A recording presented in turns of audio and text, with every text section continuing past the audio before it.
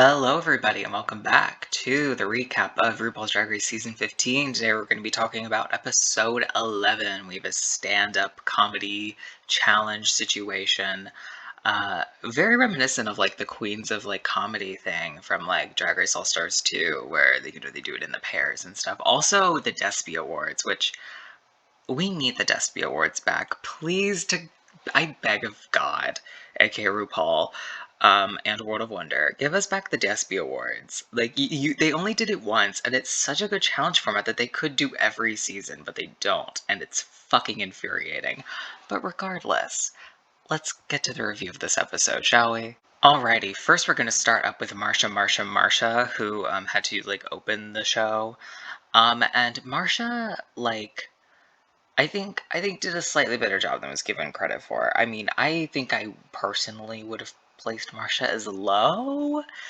It's tricky. It's tricky. Because like Marsha did have to go by herself, where everybody else got to like do it with a partner. Which I mean, depending on how you work, can be like an advantage or a disadvantage. Like if you're somebody who is like naturally just able to go up there and is like is witty and can just like rip off jokes one by one, like that's not really going to be like an issue to you.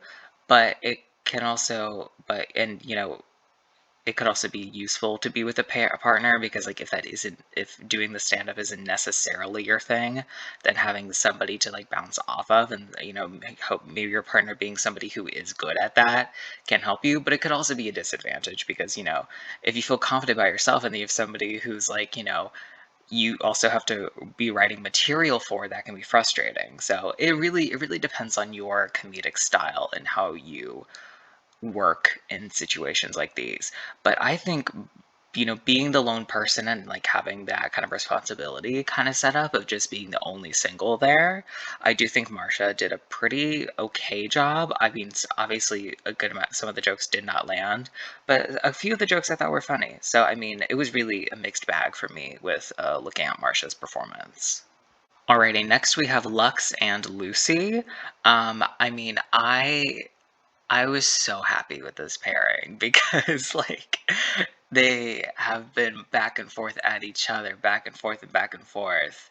And like, I mean, just for this purpose of drama and like how will they do, it was very much like I was hoping once we saw that it was going to be like pairs, I was very much hoping that Lucy was either going to be paired with Lux or Mistress, and the fact that she got paired with Lux was just like, yes, okay. And they did a pretty good job in this challenge. I'm not mad at them winning. I honestly, we'll get to this later.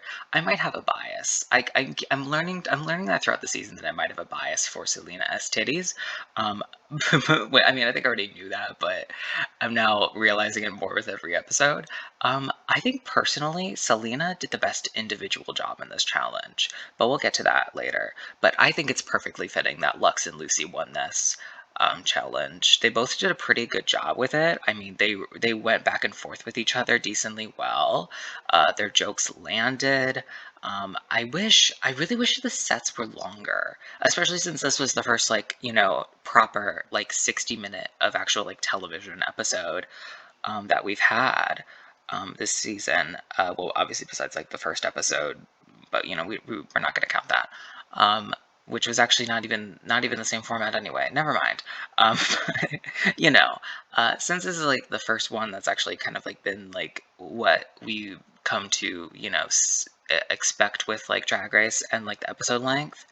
I really wish they would have spent a bit more time on this challenge. Maybe they just didn't have more time to spend on this challenge. Maybe they're actually like maybe that kind of just like was the material and there wasn't much more to leave in there. But I do wish we got more of each of the groups, every single performance here. But literally, Lux and Lucy both did a pretty solid job in this challenge, and I think it's pretty deserving that they won. Alrighty, next we're going to be talking about Sasha and Anitra. Sadly, they did not do a stellar job in this challenge. I mean, like, I looking at the roster of competitors that are left and looking at, this is like a stand-up comedy challenge. I wasn't particularly expecting Anitra and Sasha to do great. Like, they have done well in comedy challenges in this season, mind you. Like, Sasha did a pretty good job in the Snatch Game, even though we barely saw any of it. And Anitra did a pretty damn good job in the Daytona wins. Just sadly, I think neither of them. I mean, I think they would say this themselves. Neither of them are particularly like, comedy isn't like the thing that they're known for with their drag, or that they are actively aspire to do a lot of the time with their drag. So to like ask them to succeed in this type of challenge, like I wasn't expecting it to go particularly well. And I mean, like there's that I kind of feel it's like as a similar level to like Marsha set where I mean they had jokes where like I was sitting there watching it and I was like, oh, that's funny, but like I didn't actually laugh at it. You know what I mean? Like my brain and just like my comedic sense was like, oh, that's like a good joke, but like my immediate reaction wasn't to laugh at it. It was to like note that it was funny, so it like wasn't actually super funny. You know what I mean? So yeah, I wish they would have done better this challenge, but sadly it just wasn't. I don't think with the pairing and with the format of the challenge, it wasn't necessarily in the cards for either of them. And last but not least, we have Selena S. Titties and Mistress Isabel Brooks. I kind of already stated kind of how I feel about them earlier. I do think Selena should have won this challenge. Well, at least I thought Selena was the funniest. I thought, her jokes landed, it made sense. I think there's a plane flying overhead for some reason. What the fuck? Whatever. Jesus, it caught me out the fuck off guard. Um, but like they kind of went at this a bit differently, where their jokes really weren't as much like ripping off of each other as it's where like they each got a chance to like tell like a similar kind of story and have their own individual jokes with it. And I do think Selena succeeded more in that than Mistress did, but I don't think either of them did a bad job. I think they both did a pretty dang good job with this challenge. And I personally had the most fun with Selena's performance out of all of them, just individually, which really, as I kind of just said, wasn't entirely the point of the challenge in a sense, is that they're supposed to be like doing like comedy duos. So like if like looking at more of like the spirit of the challenge, I think Lux and Lucy worked better as kind of like a duo, but individually. I kind of preferred Selena's. So, it's wishy-washy in my brain on that front. You know what I mean? Okay, so let's talk about the runways real quick. The theme was Rip Me to Shreds. And I really liked all the runways. I thought they were all pretty good. I like the concepts were good. All the outfits looked good. They made sense. I even was fine with Selena's. I do think Selena probably had the weakest runway out of all the runways, just in terms of like physical, like how it looked. Not talking about the story behind it, because the story behind it is important, and does definitely improve it for me. But just like looking at the physical like material on their bodies, Selena's is probably my worst favorite. But that doesn't mean I disliked it. I still liked every single one of the runways that were presented this week. I don't know who my favorite would be. I think Lux's might be my favorite. I don't know. It's kind of wishy-washy because I'm looking at them all right now, just like looking at this. I'm kind of like my eye is ping-ponging between like basically all of them of trying to decide like which one is my favorite. So I would say it's a pretty evenly keeled runway this week. So yeah, it was pretty good. Alrighty, now let's talk about this lip sync. This lip sync was fucking bananas, and if any lip sync this season should have been a double Shantae, it is this one. And I would have loved to have seen it. It was amazing. They both did a great job. They both showed why they are such good performers.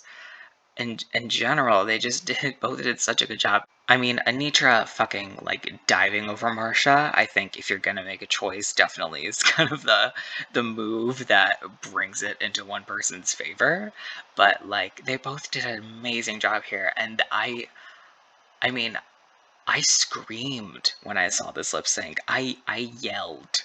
I like I don't remember the last time I watched a lip sync and was so shocked and excited that I yelled at my fucking television screen. Like, I mean, we've had many great lip syncs in like the recent, memory. Like the physical lip sync between like Laganja and Trinity, but like I didn't yell at my screen. I yelled when Laganja came out, but not at the lip sync. I yelled at my television screen for this, and it was I'm like getting jittery talking about it. It was so good. I mean, why didn't you save them both? Especially cutting Marsha right before a fucking musical, kind of like. I mean, I guess that makes sense though, because like the notion of cutting Marsha right before a musical, it's like bruh, kind of rude. But if they didn't want Marsha in the competition any longer, they knew that Rusical was next week, then makes complete sense to me. Also, who knows how many parts they had for the Rusical? Because if they only had six, then well, shit, somebody has to be cut. So it's I understand why Marsha left, but I wish both of them could have stayed. Alrighty, now let us talk about Marsha. Marsha did an amazing job on this season of RuPaul's Drag Race. I mean, literally placing high or safe every week until she was eliminated. Like, that is some icon energy right there. She showed that she can excel in literally everything that comes at her. And I really, you know, I kind of appreciate that despite, pushback being had at her of like concerning her makeup and different parts of her personality and her skills, that it never really fully got to her head, and she never like kind of let it actually take hold of her opportunity, like her opportunity here and like what she could have done on the show. And I just really like Marsha, and I would love to, again, as I said with literally, I think everybody that's been eliminated, I would love to see Marsha on an all-star season of the fucking Drag Race. Can we just do season 15 again? Maybe without whoever the top four end up being, because they would have made top four, assuming there's a top four. I don't fucking know, but assuming that's the case, can we just have like an all stars with everybody who doesn't make the top four? I would like that.